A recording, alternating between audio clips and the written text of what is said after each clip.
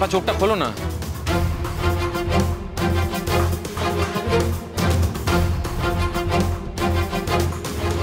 বাবা কথা বলো না বাবা। বর্দা ভাই পালচাচ্ছে তো বাবার? হ্যাঁ আছে, কিন্তু খুবই ক্ষীণ, সেন্সার হয়ে গেছে মনে হচ্ছে। এই আমি তাহলে জল দেবো? জল দে একটু। ও বাবা। পাপা কি হলো? পাপা উত্তর দিচ্ছ না কেন? কি হয়েছে বলো? স্যার বেঁচে আছেন তো? কি কাণ্ড, মালিককে তো জানাতে হবে। কেন মালিককে জানাতে হবে কেন? মালিক জেনে কি করবে? উনি কি ডাক্তার? ডাক্তার না তো? তাহলে আর আপনার কি করে মনে হলো যে উনি বেঁচে নেই? মানুষ কি অসুস্থ হতে পারে না নাকি?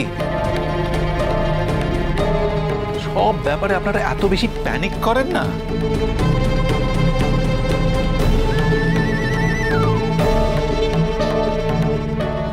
শোনো, আমার মনে হয় না আর বেশি ভাবনা চিন্তা না করে এবার অ্যাম্বুলেন্সে খবর দেওয়া দরকার। আমি ফোনটা করছি। আচ্ছা যাবো, তোমার কি মনে হচ্ছে? বাবা কিছু একটা অ্যাটাক হয়েছে বাবার। হ্যাঁ, কিন্তু কিসের জন্য হয়েছে সেটা আমি এইভাবে বলতে পারবো না।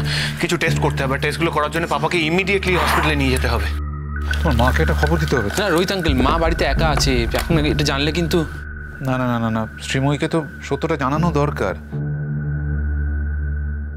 আর তাছাড়া ও তো নিজেও ফোন করতে পারে, তখন তুমি কি বলবে? মিথ্যে কথা বলবে? না না না। হ্যাঁ রোহিত আঙ্কেল, আমারও মনে হয় মাকে ফোন করে সত্যি কথাটা বলে দেওয়াই উচিত। মায়েরও তো জানার অধিকার আছে।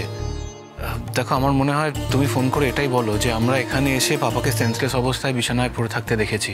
এটা বলতে পারো যে আমি ক্লিনিক্যালি দেখে আমার মত এটাই যে পাপা প্রবাবলি ভোর রাতের দিকে কোনো একটা সময় জ্ঞান হারিয়েছে। কিন্তু কেন জ্ঞান হারিয়েছে, কেন এইভাবে সেন্সলেস হয়ে গেল, সেটা বুঝতে গেলে তো টেস্ট করতে হবে। টেস্টগুলো তো হসপিটালেই করা যাবে। আমি বরং হসপিটালে ফোন করে একটা অ্যাম্বুলেন্স টাকার ব্যবস্থা করছি। পাপা চোখ খোলো না। ও পাপা কি হয়েছে? চোখ খুলছো না কেন? রোহিত আঙ্কেল কি হয়েছে পাপার?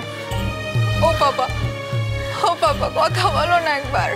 বাবা বেটি কান্নাকাটি করে না, দেখো বিপদের সময় মাথা ঠান্ডা রাখতে হবে তোমাকে। আচ্ছা ওনার ফ্যামিলি আছে, ওনার ছেলে মেয়ে আছে, তাহলে উনি একা থাকতেন কেন এখানে? ওনারা খুঁজে খুঁজেই বা আসছেন কেন? বাবার সঙ্গে কি ঝামেলা ছিল কোনো? না, কোনো ঝামেলা ছিল না। তাই তো মনে হচ্ছে। বউ বাচ্চা কেউ কাছে নেই, ভদ্রলোক এখানে একা রয়েছেন। ছেলেমেয়েরা খুঁজে খুঁজে এসছে, এখানে এসে কান্নাকাটি করছে। স্যার কি রাগ করে এখানে চলে এসছে? আচ্ছা আপনার কি মনে হচ্ছে যে এখন আপনার এই ডিটেকটিভ মার্কা প্রশ্নের উত্তর দেওয়ার মতো মানসিক স্থিতি বা অবস্থা আমাদের আছে কারো? নেই তো? দেখুন আমাদের না এখন এখানে প্রচুর কাজ আছে। এক্ষুনি অ্যাম্বুলেন্স আসবে, ওনাকে নামাতে হবে। আপনার তো এখানে কোনো ফাংশন নেই, তাই তো? হ্যাঁ, আপনাকে অশেষ ধন্যবাদ। আপনি আমাদের ডুপ্লিকেট চাবি দিয়ে অনেকটা সাহায্য করেছেন। কিন্তু এই মুহূর্তে আপনি যদি এখান থেকে যান তো আমরা সবাই মিলে শান্তিতে ওনাকে ট্রিট করতে পারবো। বাধিত হব, প্লিজ। আপনি অনেক ঘাপলা আছে মনে হচ্ছে। নর্মাল মৃত্যু না অ্যাবনর্মাল মৃত্যু কে জানে? কে বলেছে আপনাকে মৃত্যু? আপনি না জেনে শুনে এতগুলো কথা বলছেন কেন? আপনি দয়া করে চুপ করবেন? আপনি এখান থেকে যান, আমরা বুঝে নেবো। ঠিক? হ্যাঁ, আপনাকে কথা বলতে হবে না। রোহিত আঙ্কেল, ফোন করেছি, ওরা 10 মিনিট অ্যাম্বুলেন্স পাঠাচ্ছে। মাকে তুমি একটা ফোন করো না। তুমি করো না? আমি পারবো না মাকে ফোন করতে। এই রিঙ্কা তুই ফোন কর না, আমি ফেস করতে পারবো না। আমিও পারবো না মাকে ফোন করতে। মা বলেছিল না, মা একটা দিনের জন্য শান্তি পাচ্ছে না। সত্যিই তো, কি করে শান্তিতে থাকবে বলতো? দেখ, এখানে হাসতে না হাসতে একটা দিনের মধ্যে বাবা আবার অসুস্থ হয়ে পড়লো। কি করে শান্তিতে থাকবে মা? ঠিক আছে, তোমরা যখন কেউ ফোন করবে না আমি ফোনটা করি।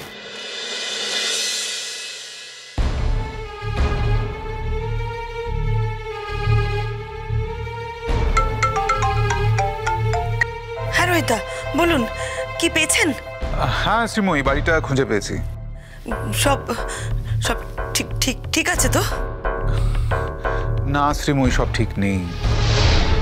হ্যাঁ সব ঠিক নেই মানে?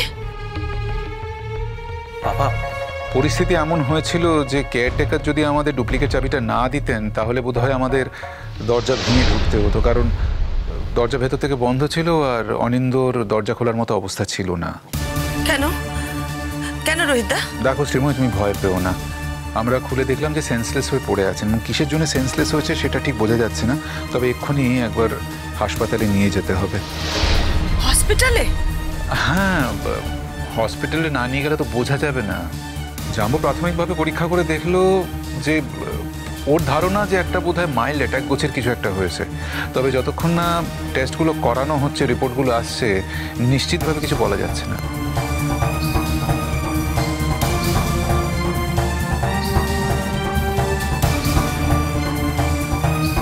কদিন ধরে আমার ডান চোখের পাতাটা খুব নাচছে, জানেন তো রোহিতদা?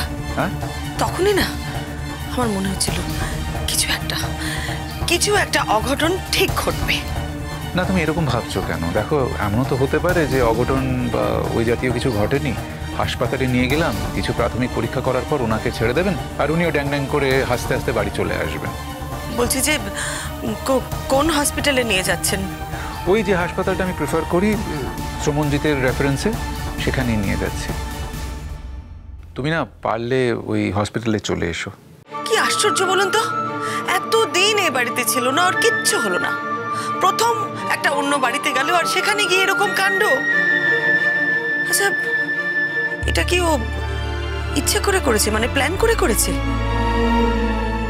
রোহিতা, ও কি সুইসাইড করতে চাইছিল? দেখো, যতক্ষণ না পরীক্ষাগুলো করা হয়, যতক্ষণ না টেস্ট রিপোর্টগুলো হাতে আসে, কিচ্ছু বলা যাচ্ছে না। তবে এইগুলো বলো না। আর শোনো, আমরা তো আছি, একদম টেনশন করো না। সেই তো, আমি কেন টেনশন করবো? আমার টেনশন করার তো কিচ্ছু নেই। শোনো শ্রীময়, আমি খুব ভালো করে জানি যে সবচেয়ে বেশি টেনশন তুমিই করবে। তবু ওই অভ্যাস মতো বলা, টেনশন করো না, তাই বললাম। সেরকম হলে তুমি আমাকে সিরিয়াসলি নিও না। না না রোহিতা, আপনার কথায় আমি কিছু মনে করিনি। আপনাকে হার্ট করার জন্য আমি কিছু বলিনি। তবে এটাও তো ঠিক যে আমার পরম শত্রুরও যদি বিপদ হয়, তাহলেও তো মানুষের একটা টেনশন হয়। টেনশন না করে তো কেউ থাকতে পারে না। হ্যাঁ, টিঙ্কার বাবার জন্য আমার অবশ্যই একটু টেনশন আছে। আমি আমি কখনোই চাই না যে আমার 3 ছেলে মেয়ে তাদের বাবাকে হারাক। ব্যাস, শুধু এইটুকুই? হ্যাঁ, তাছাড়া আর কি? সত্যি করে বলো তো, তুমি কি চাও ওনাকে হারাতে? দেখুন রোহিতা, একটা মানুষ হিসেবে আমি কখনোই সেটা চাইতে পারি না। কেউ কি কখনো সেটা চাইতে পারে? শ্রীময়ী, খুব ভালো করে জানি সবচেয়ে বেশি কষ্ট, টেনশন, ভয় তোমারই হচ্ছে। এটা লুকাবার কোনো মানে হয় না, তাই এটা লুকিও না, অন্তত আমার কাছে লুকিও না। 1 মিনিট শ্রীময়, শোনো, আমার মনে হয় অ্যাম্বুলেন্সটা এসে গেছে, এবার আমাকে রাখতে হবে। হ্যাঁ, না, পরে কথা হচ্ছে।